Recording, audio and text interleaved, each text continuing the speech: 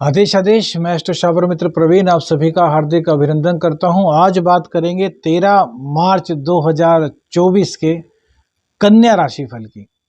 बुधवार का दिन है। गणपति जी के चरणों में नमन करते हुए आज के दिन की शुरुआत करेंगे। बोलो गणपति महाराज की जय। फाल्गुन शुक्ल पक्ष की चतुर्थी तिथि रहेगी। देखिए बुधवार का दिन है और चतुर्थी तिथि, तो गणेश चतुर्थी है। गणेश चतुर्थी का व्रत आप करें तो भैया जीवन पर कभी कोई कलंक नहीं लगता। बाधाएं आने से पहले ही समाप्त हो जाती हैं, विघ्नों का नाश होता है। विघ्न हरण मंगल करण श्री गणपति महाराज। विघ्नों को हरने वाले, मंगल को करने वाले श्री गणपति जी को नमन आज के दिन कीजिए। और कर सकते हैं तो गणेश चतुर्थी के व्रत कीजिए। महीने में 2 चतुर्थी होती हैं, दोनों के व्रत करेंगे तो गणेश जी की कृपा से बल बुद्धि विद्या धन रिद्धि सिद्धि शुभ लाभ सभी की प्राप्ति आपको होगी। आज जो सूर्योदय का समय है वो सुबह को 6:32 पर होगा, जबकि सूर्यास्त शाम को 6:28 पर होगा। विक्रमी संवत 2080 में आज अभिजीत मुहूर्त कोई भी नहीं है। जो राहु काल है वो दोपहर को 12:30 बजे से 2 बजे तक रहेगा। दिशा शूल उत्तर दिशा की रहेगी।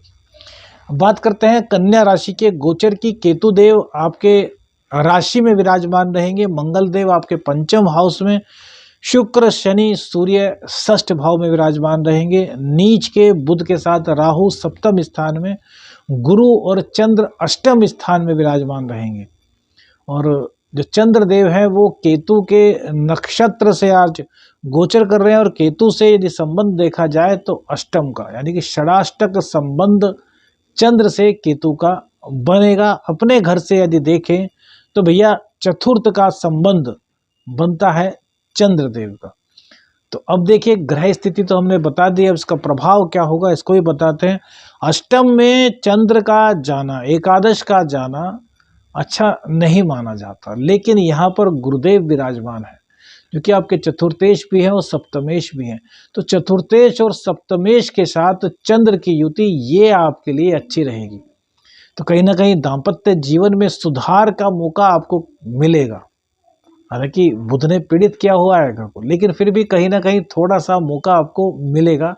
सुखों में आपके कहीं ना कहीं वृद्धि होगी, थोड़ी शांति थोड़ा सुकून आज आपको फील होगा। अभी तक राहु के साथ चंद्र थे तो मानसिक टेंशन, उलझन, व्यर्थ की भागदौड़, ये सब चीज़ें आपको देखने को मिल रही थी, लेकिन अब गुरु की शरण में आने से थोड़ा सा लाभ आपको दिखाई देगा। केतु से अष्टम का संबंध चंद्र का बन रहा है, तो सोचेंगे विचारेंगे बहुत, क्रियान्वित करने में काफ़ी समय लगाएंगे। बस ये सोचते रहेंगे कि यार ये करना चाहिए, नहीं करना चाहिए, यार वो करें, यार वो करें, यार वो करें, यार वो करना चाहिए। अब दूसरा आदमी आ गया, उसने ये बताया हाँ यार बात तो तुम भी सही कह रहे हो, मैं भी ये सोच रहा, चलो उसको छोड़ देता हूँ, तुम्हारे वाली बात को मान लेता हूँ। इतने में फिर से मन बदला, नहीं यार जो इन्होंने कहा था वो तो ठीक नहीं लग रहा, जो मैंने सोचा था वो ठीक है। तो कन्फ्यूजन की स्थिति केतु के नक्षत्र में गोचर करने के कारण होगी। अब इसको कैसे हटाया जाए कन्फ्यूजन की स्थिति को? तो भैया जो डॉग्स होते हैं ना, डॉग, स्ट्रीट डॉग्स को दूध पिला दीजिए थोड़ा सा गुड़ डालकर। इससे क्या होगा, जो कच्चा दूध आप गुड़ डाल करके पिलाएंगे तो जो कन्फ्यूजन है ना वो दूर होगा और लक्ष्मी योग बनेगा। दूध और गुड़, मंगल और चंद्र मिल जाएंगे। मंगल और चंद्र मिलेंगे तो केतु को खिला रहे हैं। और केतु किसके हैं? शनि के चेले हैं और भैरव जी के तीनों ही चेले हैं, यानी कि राहु केतु शनि के चेले और शनि के इष्ट भैरव भगवान। कुत्ता किसकी सवारी है? भैरव भगवान की। तो भैरव भगवान तक आपकी पुकार पहुंच रही है। देखिए लॉजिक समझिए, लॉजिक समझेंगे। अब जैसे एक व्यक्ति ने, सज्जन ने पूछा था कि खड़ाऊ पहनने से जी क्या लाभ होगा शनि की 67 में, तो इसका भी लॉजिक आपको बताएंगे, लेकिन जब बात दिल से जुड़ेगी तब बताएंगे। ऐसे नहीं कि आप ज्योतिष का कोई भी प्रश्न पूछ लें और आपको उसका आंसर, हाँ आप करके देखें ना, आपको लाभ मिले तब बताएं कि मैंने किया, 3 महीने किया, 6 महीने किया, मेरे को 1% भी लाभ नहीं दिखाई दिया। लाभ दिखाई देगा। लकड़ी की खड़ाऊ है भैया, पांव किसके हैं? शनि के हैं। देखिए ना, शनि के हैं पांव, वहां आपने लकड़ी को धारण किया है, खड़ाऊ। क्यों पूर्व काल में श्री राम भगवान और बहुत से संत महात्मा, आज भी संत महात्मा पंडित जी सब खड़ा होकर क्यों धारण करते हैं, कभी सोचा है? बृहस्पति। खैर इस पर भी एक अलग चर्चा करेंगे, लेकिन जो उपाय, क्योंकि देवी जी ने कहा था कि हाथों हाथ जो दिक्कत हो उसका उपाय बताया कीजिए, तो उपाय हमने बताया कि केतु से, जो केतु का दुष्प्रभाव होगा उससे मुक्ति के लिए आपको यह उपाय करना है। इससे आपको लाभ मिलेगा, कन्फ्यूजन आपके दूर होंगे और किसी निर्णय पर आप पहुंच पाएंगे। ठीक है। अब दूसरी बात, चंद्र और गुरु का मिलन हुआ है तो गज केसरी योग का निर्माण हुआ है अष्टम में। चतुर्थ के सप्तम के स्वामी एकादश के स्वामी के साथ अष्टम भाव में बैठे हैं, तो ये अचानक से धन प्राप्ति का भी कहीं ना कहीं योग बनता है। बहुत से लोग कहते हैं क्या आपने बताया था भैया, हम सिर्फ योग का आपको रिजल्ट बता रहे हैं कि ऐसा हो सकता है, बाकी तो आपकी कुंडली पर डिपेंड करता है। ठीक है ना। तो हमारे ऊपर भैया कुछ मत कीजिए, रिस्क बिल्कुल भी पैसों का मत लीजिए, क्योंकि भैया पैसे के पीछे बहुत से लोग कुछ कुछ कह देते हैं, हम वो सुनना पसंद नहीं करते। आपकी सेवा के लिए ये सब चीज़ें हम आपको बताते हैं कि कोई भी पहलू जो कुंडली का हम बता रहे हैं वो आपसे छुपा ना रहे, इसलिए आपको बताया कि ऐसा योग यहाँ पर बन रहा है अष्टम में। ठीक है। अब मंगल की भी दृष्टि पड़ रही है, तो यहाँ पर इस योग को और ज़्यादा पुख्ता हो रहा है। और जो राहु है वो क्या बोलते हैं, मंगल की राशि में बैठे हुए हैं, गुरुदेव जो हैं वो मंगल की राशि में बैठे हुए हैं, तो कई तरीके से ये चीज़ें आज कहीं ना कहीं कनेक्ट हो रही हैं। और वहीं केतु से भी संबंध चंद्र का बनना, ये इस तरह की चीज़ों को थोड़ा सा पुख्ता करते हैं, अनुमानते हैं, दावा नहीं करते भैया। बहुत से लोग बहुत बहुत चीज़ें लिख देते हैं, भले ही उनको लाभ हुआ हो, लेकिन वो कमेंट्स ऐसा कर देंगे कि यार देख करके लगता है कि यार इनका नुकसान हमारी वजह से हुआ। तो हम नहीं चाहते भैया किसी का नुकसान हो, जो आप करें अपने रिस्क पर करें। हम तो सिर्फ गोचर का कथन जो है वो आपको बता रहे हैं, किस किस तरीके से को रिलेट हो रहा है वो भी आपको बता रहे हैं। ज्योतिषीय क्या परिभाषा है वो सब चीज़ें आपको खुल करके बता रहे हैं। ठीक है। अब ये बात हुई चंद्रदेव की। अब देखिए बुधदेव जो है, बुधदेव वो नीच के हैं, राहु के साथ है। तो राहु क्या है, राहु जादू है, राहु का शरीर नहीं है, राहु छाया ग्रह है, उसके साथ बुधदेव मिल गए। और बुध क्या है, आपका व्यक्तित्व है, आपका कैरियर है। और दशम से दशम देखिए तो ये सप्तम भाव भी आपका कैरियर का भाव हुआ। तो यहाँ पर आपको कुछ अलग सोचना है। अगर इस बुध के नीचत्व से आपको लाभ लेना है तो अपने जो आपका अनकॉन्शियस माइंड है उसमें कोई एक आइडिया को आपको प्रतिरूप बनाना है और उसके बारे में आपको क्रियाशील होना है। तो यहाँ पर ये आपको लाभ दे सकते हैं, क्योंकि राहु है, राहु की 5वीं दृष्टि जो है वो एकादश भाव पर है। तो कैरियर में नई उछाल चाहते हैं तो अपने अनकॉन्शियस माइंड को थोड़ा सा डेवलप कीजिए।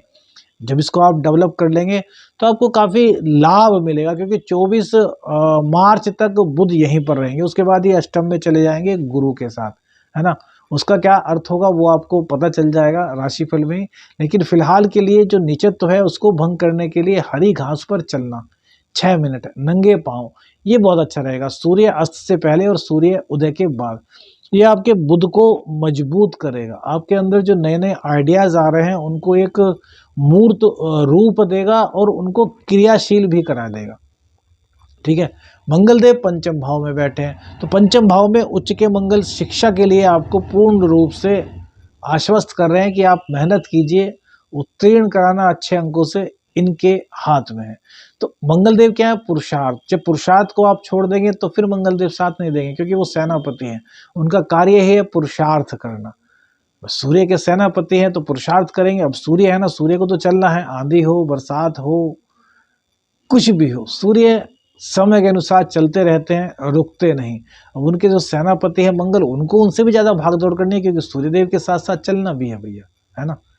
सूर्यदेव की जो आदेश है उसको मानना है। तो मंगलदेव का मानना है कि मंगलदेव का स्वभाव है पुरुषार्थ को मत छोड़िए, कर्म करते रहिए। तो कर्म करते रहिए तो मंगलदेव आपको यहाँ पर लाभ जरूर देंगे। तो जो स्टूडेंट्स हैं उनके लिए यह समय बहुत अच्छा है। लेकिन अब छठे स्थान में आ जाते हैं, यहाँ पर शनि का होना, सूर्य का होना, ये बहुत अच्छा है। शनि अस्त है लेकिन सूर्य का होना भी, क्योंकि सूर्य को दोष नहीं लगता, है ना। तो ये अच्छा है। तो कॉम्पिटिटिव एग्जाम में आपको सफलता तो मिल रही है, लेकिन भटकाव शुक्र की वजह से हो रहा है। अब भटकाव क्या होगा, वो विपरीत लिंगी के प्रति आपका आकर्षण जो है वो भटकाव बनाएगा। तो इस भटकाव को कैसे दूर करें, तो इसको भटकाव को दूर करने के लिए अपने चरित्र को मजबूत कीजिए, अपने सत्य सनातन धर्म से जुड़िए, अपने सत्य सनातन धर्म को पहचानिए, है ना। अभी कल एक व्यक्ति मिले जो कि कुछ बात बोल रहे थे, वो भी सनातन धर्म से ही हैं। तो हमने उनसे सिर्फ इतना पूछा कि आप इतने सारे बातें बता रहे हैं, कोई लॉजिक है आपके पास? कह रहे कि यार हम बहुत पढ़े लिखे हैं, हमने ये पढ़ा है, हमने वो पढ़ा है, हमने ये पढ़ा है, इन चीज़ों से हम ये चीज़ें बता रहे हैं। मैंने कहा कि आपने पढ़ाई की है, बहुत अच्छा, आप शायद विदेश में पढ़े हुए हैं, बहुत अच्छा, लेकिन जिस धर्म के बारे में, जिस अपने सत्य सनातन धर्म के बारे में आप बात कर रहे हैं, उसके बारे में कुछ पढ़ा है? कह रहे कि यार क्या आप क्या क्या क्या पूछ रहे हैं? मैंने कहा चलिए इतने बता दीजिए, हमारे वेद कितने हैं? नहीं बता पाए। हमने पूछा हमारे पुराण कितने हैं, हमारे उपनिषद कितने हैं? वो नहीं बता पाए। तो बहुत से लोग तो बिना पढ़े ही, बिना ज्ञान अर्जित के ही पता नहीं कहाँ कहाँ की कुतार्किक बातें तक कर देते हैं। तो इनसे बचना है ना, अपने धर्म से जुड़ना है, चरित्र को मजबूत करना है। अब शुक्र को यहाँ मजबूत करने की आवश्यकता है, क्योंकि भाग्येश भी हैं, धनेश भी हैं। तो पत्नी का सम्मान सबसे पहली बात तो, और दूसरी बात जो स्त्रियां हैं उनको स्त्रियों का सम्मान, और दोनों के लिए, स्त्री और पुरुष दोनों के लिए प्रत्येक शुक्रवार को मखानों की खीर बनाइए, माता रानी को भोग लगाइए। और ज़्यादा ही शुक्र आपकी कुंडली में भी पीड़ित है, सपोज कीजिए नीच का है, बहुत पीड़ित है, किसी गलत घर में बैठा हुआ है, तो 7 बूंद कपूर के तेल की शुक्रवार को स्नान के पानी में डालिए और उससे स्नान कीजिए, उससे भी शुक्रदेव की आपको कृपा मिलेगी। कुल मिलाकर के राशिफल आपके पक्ष में है। बस इसको पक्ष में बनाने के लिए जिन बातों का हमने ध्यान रखने को कहा है, उन बातों का आपको ध्यान रखना है। वीडियो अच्छी लगी तो लाइक और शेयर जरूर कीजिएगा, चैनल पर नए हैं तो चैनल को सब्सक्राइब कीजिएगा, और अपनी प्रार्थनाओं में एस्ट्रो शावर मित्र को याद रखिएगा, अपना आशीर्वाद बनाए रखिएगा। आदेश अलख निरंजन। हर हर महादेव।